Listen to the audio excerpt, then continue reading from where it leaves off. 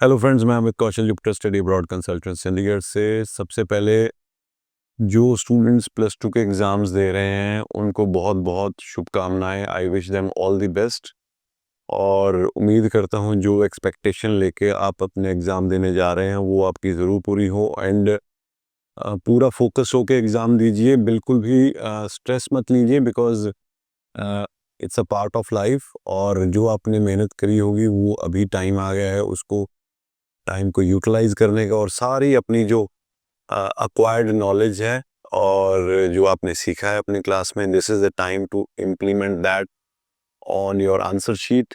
और कोशिश करिए कि आप फोकस होके देखो। आजकल आई कैन अंडरस्टैंड कि सोशल मीडिया जो है वो बहुत डिस्ट्रैक्शन क्रिएट करता है, बिकॉज अब तो इवन छोटे से छोटा बच्चा भी फ़ोन पे है। बट मैं आपसे यही कहूँगा कि ये जो अभी अगले आने वाले 15-20 दिन हैं जब आपके एग्ज़ाम जब तक चल रहे हैं, सो थोड़ा सा उसको साइड पे रख के सोशल मीडिया को फोकस करिए अपनी पढ़ाई के ऊपर, बिकॉज कहीं ना कहीं ये एक स्टेपिंग स्टोन है। जो 12th के एग्ज़ाम है या 12th का जो रिज़ल्ट आएगा वो एक स्टेपिंग स्टोन होगा for your further growth, your aspirations. जो आपने गोल्स बनाए अपने या स्ट्रेटजी बनाई है कि मेरे को इस तरह से ये स्टेप पार करके अपने जो करियर गोल्स हैं या एजुकेशन गोल्स हैं वो मेरे को अचीव करना है, तो 12th is a significant bench, जिसे कहते हैं बेंचमार्क तो नहीं कहूँगा, स्टेपिंग स्टोन कहूँगा, सिग्निफिकेंट स्टेपिंग स्टोन, जो कि बहुत इम्पॉर्टेंट है। बट इसका हौवा मत बनाइए, पैनिक होने की ज़रूरत नहीं है, क्योंकि जो आपने सीखा है, जो आपने अभी तक पढ़ा है, बस उसको जो भी उसका निचोड़ है उसको आपने सोच के समझ के एग्ज़ाम में लिखना है। मेरे साथ क्या होता था जब मेरे एग्ज़ाम होते थे, मैं बहुत ज़्यादा केयरलेस था। मुझे लगता था मुझे आता है, और मैं जाके कई बार ऐसी-ऐसी गलतियाँ करी हैं जब मैं दोबारा आके देखता था एग्ज़ाम में आंसर क्वेश्चन पेपर को, मुझे लगता था यार ये तो ऐसे था, मैंने ध्यान से पढ़ा ही नहीं। तो ये चीज़ें मत करिएगा। Be very focused and determined to achieve best out of you. तो ये तो उन सभी के लिए जो कि एग्ज़ाम दे रहे हैं। और दूसरा, इस वीडियो के माध्यम से मैं आपको एक और चीज़ बताने वाला हूँ कि क्योंकि एग्ज़ाम्स जो हैं ये प्लस टू के, ये मेरे ख्याल फर्स्ट वीक ऑफ अप्रैल तक चलेंगे।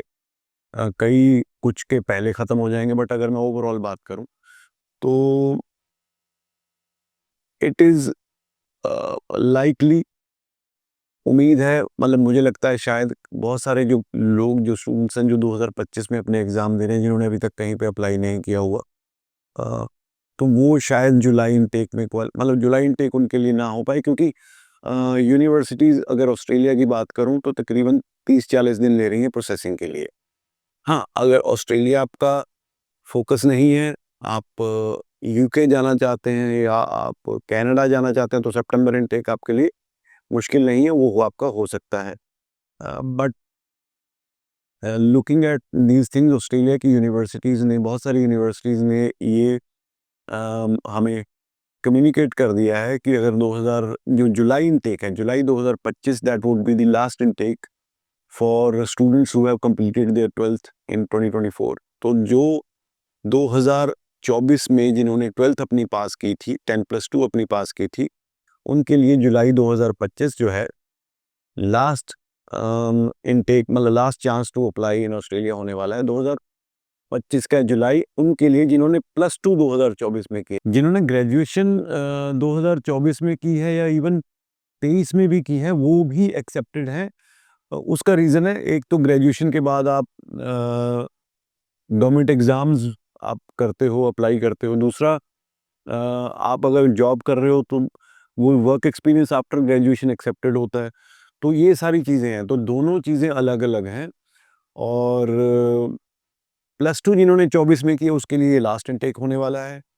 तो do not waste your time and energy. आपने देखा होगा लास्ट मेरी 2 वीडियोज़ में, मैंने कमेंट सेक्शन में देखा बहुत सारे बच्चों ने कहीं-कहीं से अप्लाई किया हुआ, और अभी तक जो स्टूडेंट्स हैं वो कई बार जीटी पे नहीं पहुँचे, या लोगों की फाइलें लगी हुई हैं, उनके रिजल्ट्स नहीं आए। वो मुझे लगता है कहीं न कहीं इवन यूनिवर्सिटीज़ के रिजल्ट नहीं आए 2-2 ढाई-ढाई महीने से, कहीं न कहीं मुझे लगता है कि incompetence at the part of agency होगी, क्योंकि यूनिवर्सिटीज़ चाहे लेवल 1 है, चाहे लेवल 2 है, 50 दिन से ज़्यादा तक डिले नहीं है। बहुत ही ज़्यादा एक्सेप्शनल केस है, तो उस केस में ऐसा हो सकता है। तो please choose your agent wisely, choose your consultant very carefully. मैंने जैसे पहले बताया, अगर आपके पास मीन्स नहीं है, यानी कि आप अफ़ोर्ड नहीं कर सकते बच्चे को बाहर भेजना, बिल्कुल मत भेजिएगा, क्योंकि अब वो समय नहीं है कि बच्चा बाहर एक बार चला गया, उसके बाद सब कुछ कर लेगा। Please do not रूइन the future of your kid and अपनी भी लाइफ जो है वो स्ट्रेस में डालने के बजाय, अगर नहीं है पैसे, अगर नहीं आप कर सकते हो, तो यहीं पे बच्चे को पढ़ाओ। इंडिया में बहुत सारी अच्छी अपॉर्चुनिटीज़ है, बट बाहर उसी तब भेजो जब आप उस चीज़ को अफ़ोर्ड कर सकते हो। बाकी मैं अवेलेबल हूँ दिस वीक, और इस वीक जो प्रोफ़ेसर फ्रांचेस्को हैं यूनिवर्सिटी ऑफ न्यूकासल में, जो बिज़नेस स्टडीज़ के और मास्टर ऑफ हेल्थ इकोनॉमिक्स के डीन भी हैं, so he is coming to visit me, और उनके साथ इंटरैक्शन होगी, पॉडकास्ट होगा जो मैं रिकॉर्ड करूँगा, तो आपके साथ ज़रूर शेयर करूँगा। तो बने रहिए हमारे चैनल के साथ, and I again wish all of you who are appearing in their exams, चाहे वो ग्रेजुएशन के हैं, चाहे +2 के हैं, वेरी बेस्ट ऑफ लक। आप, उम्मीद करता हूँ, डिज़ायर्ड रिज़ल्ट अचीव करें, और अपनी जर्नी, अगर आप स्टडी अब्रॉड में जाना चाहते हैं, तो ज़रूर अपने डिज़ायर्ड डेस्टिनेशन में कर सकें और अचीव कर सकें। Thank you so much.